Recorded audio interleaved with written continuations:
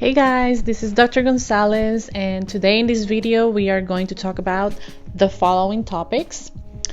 But before we get started, don't forget to subscribe, like, and share so that you can always receive the notifications of when I have a new video. The integumentary system, it's made up of several structures, including the skin, nails, glands, hair, and a tiny muscle that is called the erector pili muscle. Some of the functions of the integumentary system is to keep the body temperature. It also maintains the body's integrity. It transforms vitamin D into the active form by exposing yourself under the sun for at least 20 minutes. It gives sensory information and it keeps the homeostasis or balance. Now, regarding the layers of the skin, we have three major layers.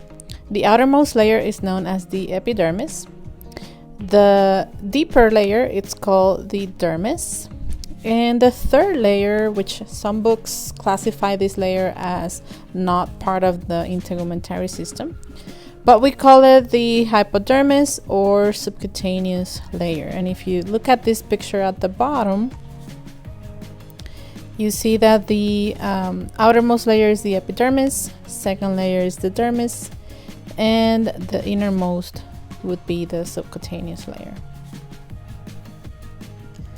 Let's talk about the epidermis. The epidermis is composed of 4 layers in the skin. We have 4 layers on thin skin and also 5 layers in thick skin. And they are formed, in this case, I'm showing them to you from superficial to deep. So starting with the stratum corneum, then we're going to go towards the stratum lucidum, only found on thick skin, for example, on the palm of your hands or sole of your feet. Then we have the stratum granulosum, stratum spinosum, and stratum basale. Now on each one of these layers, we're going to find different types of cells. For example, we have the first one, which is the keratinocytes. Keratinocytes, they produce a protein called keratin. And this protein is a tough fibrous protein that provides protection. The second cell is called the melanocytes, which produce a pigment called melanin, which gives the skin color, your hair color, and even your eye color.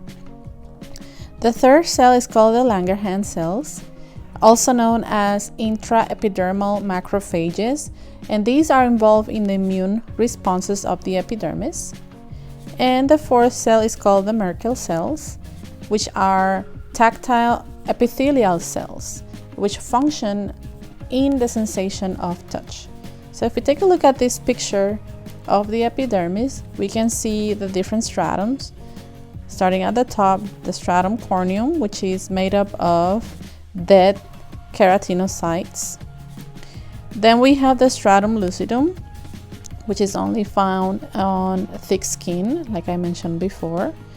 Then we have stratum granulosum, stratum spinosum, and stratum basale. And if you notice on the stratum spinosum, we find these keratinocytes well and alive.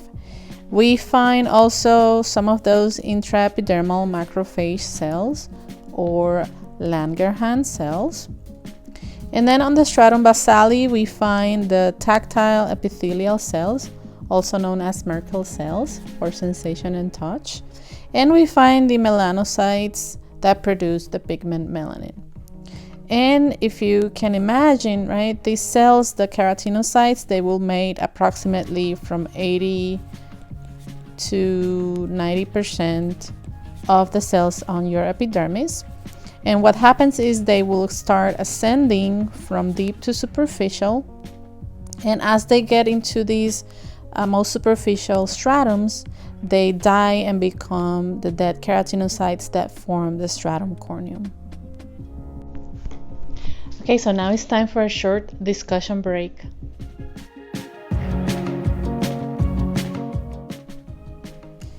Now let's talk about the dermis, which is the layer underneath the epidermis.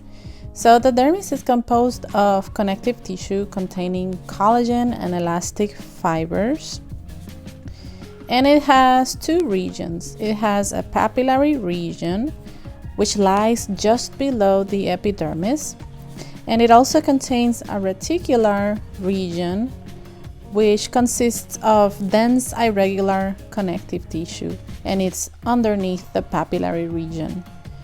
And in the dermis, we are going to observe the structures that are part of the skin. For example, we are going to find this erector pili muscle, which is the muscle that gives you the goosebumps.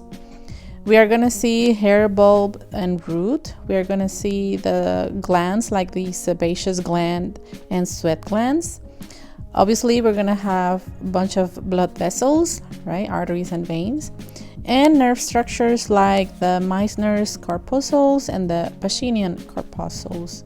If we take a look at this picture, we can observe the dermis is the second layer deep to the epidermis. And we can find here the papillary region I was mentioning, right? Just underneath the epidermis. And then the reticular region, which is the largest one, inferior to or deep to the papillary region. And this is where we find the structures that I was mentioning, like the hair root, hair follicle. Right here you have an entire structure of the hair, right? You can see also glands like the sebaceous or oil gland attached to the hair follicle. And we can find also other structures like these glands, the eccrine sweat glands and apocrine sweat glands, right? So here's one of them, here's the other. These are separate structures, right, to release sweat. So here's where the sweat pore would be on the epidermis. And of course we're going to find blood vessels, and we will find these Meissner's corpuscles for touch, and we are going to find these Pacinian corpuscles very close actually to the subcutaneous layer. Remember that the subcutaneous layer is also called the hypodermis, and it attaches the skin to the underlying tissues and organs such as muscles, and it's made almost entirely of adipose tissue. Alright, so that's it. Don't forget to subscribe, like, and share if you like this video, and also share with others that you think might benefit from this video. Also, if you have any comments or suggestions, you can leave them on the comment section below. And last but not least, if you like this t-shirt, it's now available on my Etsy shop at Queen Mary Anatomy. And by the way, I also have a blog that I always give a lot of new insights in terms of tips for students on how to study, how to answer questions for exams, etc. So if you're interested, here is the link to check out. Right?